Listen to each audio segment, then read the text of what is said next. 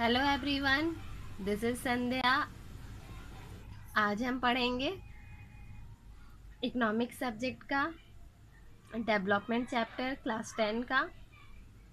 पिछले दो क्लासों में हमने पढ़ा कि विकास क्या है और विकास क्या प्रॉमिस करता है, क्या वादा करता है, और सभी अन्य और अलग लोगों की अन्य लक्ष्य क्या क्या, उनके अपने अपने लक्ष्य है विकास को लेके। ये सब हमने पढ़ा और आज हम पढ़ने वाले हैं राष्ट्रीय विकास। राष्ट्रीय विकास मतलब नेशनल डेवलपमेंट, हमारे देश का विकास। हमारे देश का विकास कैसे होगा, इस पे हमारे देश के लोगों की क्या राय है, लोग क्या सोचते हैं इसको लेके। सारे लोगों की अलग अलग अपनी अपनी सोच है। कुछ जैसे कि आगे हमने पढ़ा कि विकास क्या है, उसमें कुछ लोग चाहते हैं कि देश से गरीबी गरीबी खत्म हो जाए, कुछ लोग चाहते हैं करप्शन खत्म हो जाए, कुछ लोग चाहते हैं कि पूरे देश के लोग शिक्षित हो जाए। सबकी अपनी अपनी अलग अलग राय है। वैसे ही राष्ट्रीय विकास को भी लेके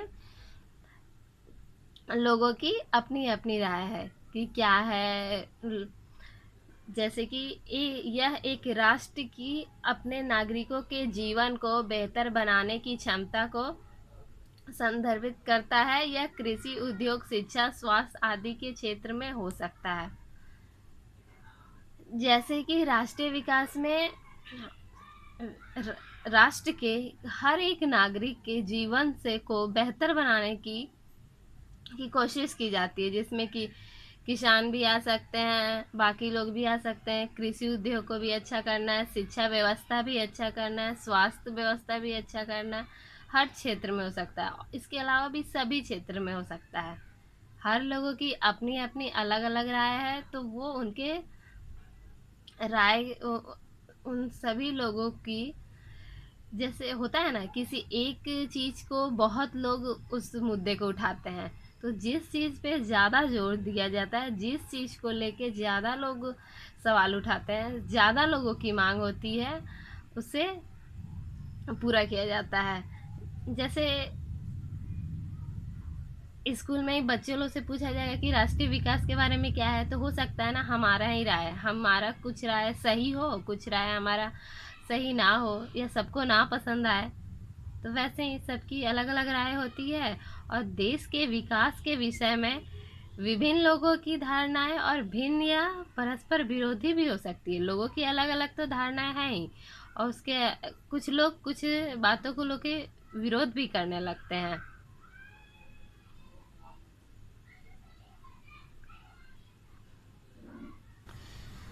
इसीलिए राष्ट्रीय विकास एक ऐसा मुद्दा है जिसपे विभिन्न लोगों की विभिन्न राय होती है।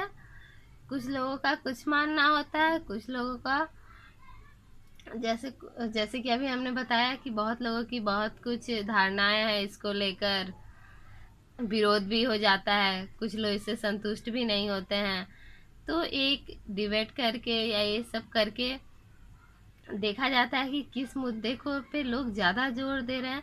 जैसे कि एग्जाम्पल देते हैं, डैम बनता है, तो डैम बनेगा तो वहाँ से आदिवासी लोगों को अपना इलाका छोड़ के जाना पड़ेगा। तो अब वो छोड़कर जाएंगे, तो अब उन्हें कहीं और जाना पड़ जाएगा उस जगह को छोड़ के। तो इससे 500 लोग, मान लो 500 आदिवासी लोग को इससे नुकसान पहुंचता है, लेकिन डैम के पास रहने वाले 5,000 10,000 लोगों को तो फायदा होता है ना। तो वैसे ही देखा जाता है कि इस चीज से ज्यादा लोगों को अगर फायदा होता है, ज्यादा लोगों को, और कुछ लोगों को नुकसान भी हो, तो ज्यादा, तो इस चीज पे ध्यान दिया जाता है कि किसी चीज से किसको कितना ज्यादा फायदा होता है। अगर बहुत लोगों को फायदा होता है और कुछ लोगों को उसका फायदा नहीं मिलता है, उसे नुकसान होता है, तो वो सहना पड़ता है, कंप्रोमाइज करना पड़ता है। समझ में आया यहाँ तक? ये एग्जाम्पल था एक, इससे मैंने समझाया कि जिस चीज का ज्यादा फायदा हो लोगों को, उस चीज पे ज्यादा फोकस किया जाता है, वो काम होता है, अगर उससे कुछ लोगों का नुकसान ही क्यों ना हो जाए। दूसरा पॉइंट है विभिन्न देशों या राज्यों की तुलना कैसे की जाए। अब इसमें आते हैं कि अलग अलग देशों और राज्यों की तुलना विकास के स्तर पर कैसे की जाए। मतलब हम कैसे पता करेंगे कि कौन सा देश ज़्यादा विकास कर रहा है और कौन सा देश कम विकास कर रहा है, ये कैसे हम पता करेंगे।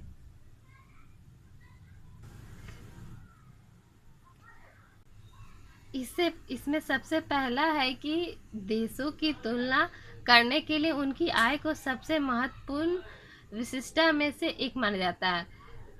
कहीं भी सबसे पहले लोग इनकम ही देखते हैं ना, आय, कि उस देश के पास पैसा कितना है, उस देश की आमदनी क्या है। अब जैसे जैसे कि उस देश के लोगों का इनकम कितना है, उस देश सबसे पहले मुद्दे तो बहुत सारे होते हैं, देखा तो बहुत कुछ जाता है, लेकिन सबसे पहले जो जिस चीज़ पे फोकस किया जाता है वो है आय, इनकम। इनकम को लेके ही हम पता करते हैं, तुलना करते हैं कि किस देश, कौन सा देश अमीर है या गरीब है, या वो कितना आगे जा रहा है।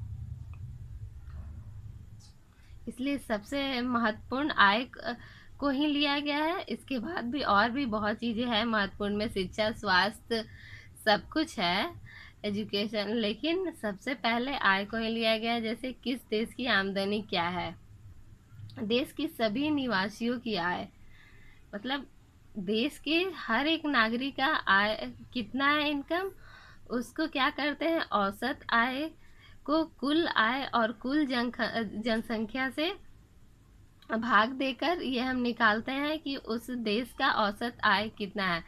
अब और इस चीज़ पे भी आते हैं जनसंख्या।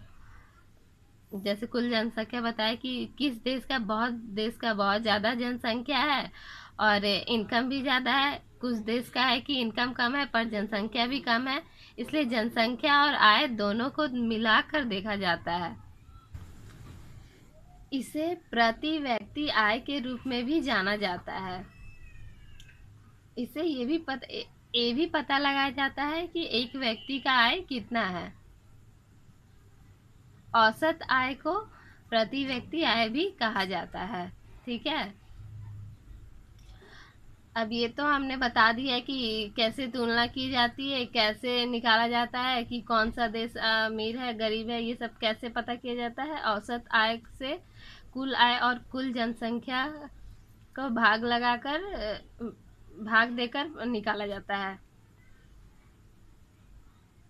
अब हम जानेंगे कि विश्व विकास की रिपोर्ट, मतलब विकास का एक रिपोर्ट कैसे तैयार करना पड़ता है पूरे विश्व स्तर पे, कि कौन देश अमीर है और कौन देश निम्न आय वाले देश होता है, कैसे पता करेंगे। जो विश्व बैंक है उसने एक रिपोर्ट तैयार की है जिसमें 2006 के अनुसार देशों का वर्गीकरण करने में इस मापदंड का प्रयोग किया गया है कि वे देश जिनकी 2004 में प्रति व्यक्ति आय 4,53,000 प्रति वर्ष या उससे अधिक है, उसे समृद्ध देश और वे देश जिनकी प्रति व्यक्ति आय 37,000 रुपये प्रति वर्ष या उससे कम है, वह निम्न आय वाले देश में कहलाते हैं। समझ में आया। आपके बुक में जो दिया है आप वो लिखना, एग्जाम में आप वो पढ़ना। जो मैंने जिस बुक से पढ़ा है बता रही हूँ आपको, उसमें ये दिया था। ठीक है, इसमें 2004 का दिया हुआ है, अभी वाले बुक में देखना क्या है। और अब हम अपने देश के बारे में जानते हैं। भारत निम्न मध्यम आय वाले देशों में आता है, क्योंकि भारत की प्रति व्यक्ति आय 2004 में केवल 28,000 रुपये प्रति वर्ष थी।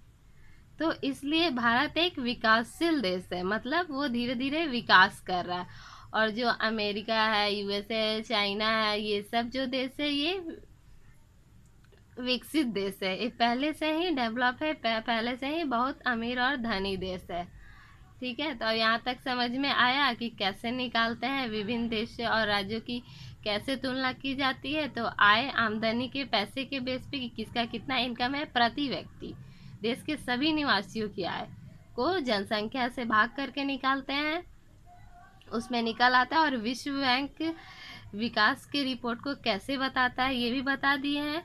आप अपने बुक में देखना क्या है, यहाँ हमने बताया है कि 2006 के अनुसार देशों का वर्गीकरण किया गया था। तो जिसमें 2005-4 में प्रति व्यक्ति आय 4,53,000 रुपये प्रति वर्ष या उससे अधिक जिसका था वो समृद्ध देश में आता है, मतलब वो अमीर देश में आता है। और उससे जिसका कम है वो निम्न आय वाले देश कहलाता है, जिसमें कि भारत है। तो आप अपने बुक में देख लेना कि उसमें कितना प्रति व्यक्ति आय दिया हुआ है। ठीक है,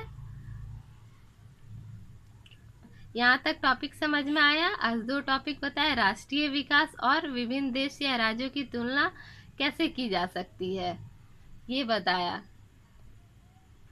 इसमें ये भी है जैसे कि आप लोग स्टूडेंट हो ना, तो स्टूडेंट में कैसे पता किया जाए क्लास में कि सबसे अच्छा स्टूडेंट कौन है। सिर्फ पढ़ाई के बेस पे तो नहीं कर सकते हैं ना, कि कोई ज़रूरी थोड़ी है जो बच्चा ज़्यादा स्वस्थ हो वो ज़्यादा पढ़ाकू हो, या जो पढ़ने में अच्छा है वो दोस्ती अच्छा करता हो, ऐसा कोई ज़रूरी तो नहीं है ना। तो इसके चलते कुछ मापदंड तैयार किया जाएगा, जैसे पिकनिक पे ले जाया जाएगा, या फिर डिबेट करवाया जाएगा, या फिर कोई प्रोग्राम रखा जाएगा और उसमें देखा जाएगा कि कौन बच्चा कितना अच्छा करा। सभी चीज़ों को मिलाकर उसका रिपोर्ट निकलेगा और तैयार होगा, पता चलेगा कि कौन बच्चा कितना अच्छा है। समझ में आया। तो वैसे ही देशों का भी तुलना होता है, जो कि अभी हमने आपको बताया। ठीक है, तो आज का टॉपिक यहीं तक। नेक्स्ट क्लास में आगे पढ़ेंगे। आज तक के लिए इतना ही। Thank you.